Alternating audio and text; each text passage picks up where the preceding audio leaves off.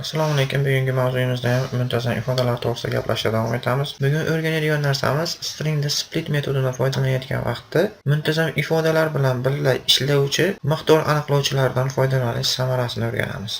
Buning uchun men bitta string tipli matn o'zgaruvchi ochib, unga ba'zi narsalarni qo'yaman matn ichiga. Aytamanki, bir bor ekan, bir yo'q ekan. Qadim o'tgan zamonda bo'lsam yetadi.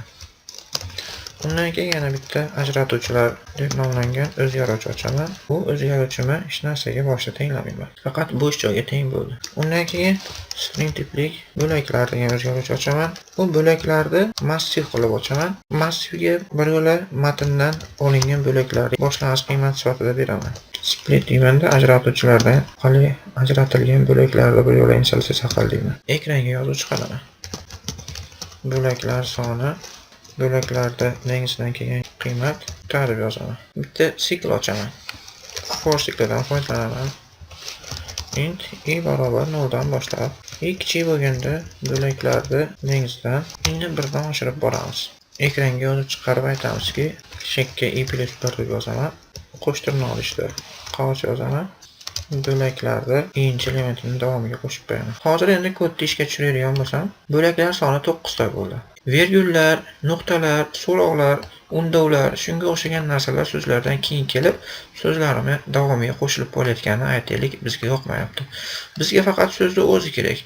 Tinish belgilari yoki boshqa belgilar bizga kerak emas. Faqat so'zni o'zi kerak edi.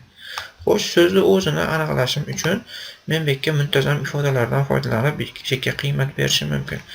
Aytaylik, menga ajratuvchi bergan virgul ham bo'lsin, bo'sh joy ham bo'lsin, nuqta ham bo'lsin deylik. Kodni o'zgartirib qo'yganimdan keyin boshqatdan ishga tushiraman. Boshqatdan ishga tushirsam, bo'laklar soni 9 tadan 11 taga oshib ketib qoldi. Aslida so'zlar soni 9 ta edi. Bo'laklarda endi ekandan keyin virgul yo'q, lekin undan keyin bitta massivga bo'sh joy qo'shilib qoldi. Ekandan keyin ham virgul bor edi. Bir yo'q ekandan keyin ham virgul bor edi. Virguldan keyingi bo'sh joy ikkita element sifatida qaraladi. Endi menga bu ham kerak emas, chunki oraga bekorchi bo'sh joylar qo'shilib qoldi massivimga.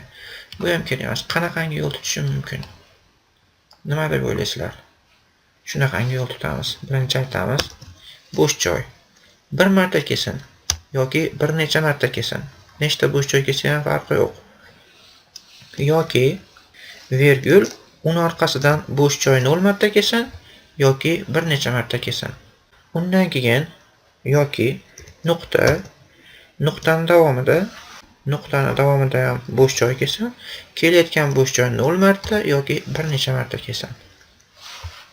Endi men hozir kodimni ishga tushiradigan bo'lsam, bir bor ekan, bir yo'q ekan, qadim o'tgan zamonda.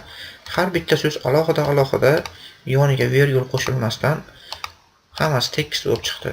Bundan boshqa tinish belgilari ham so'roq, unduv yoki shunga o'xshagan boshqa tinish belgilarini ham o'zingizlar kerak bo'lsa qo'shib qo'yishlar mumkin. Xullas, matnning ichidagi har bitta so'zni pokiza holda, alohida holda bir-biridan ajratib olish uchun xuddi shu kabi ishlatiladigan miqdor aniqlovchilaridan foydalanishimiz mumkin. Endi hozir virguldan keyin kelayotgan bo'sh joy yoki bo'sh joylar ham bitta narsa deb qaralyapti.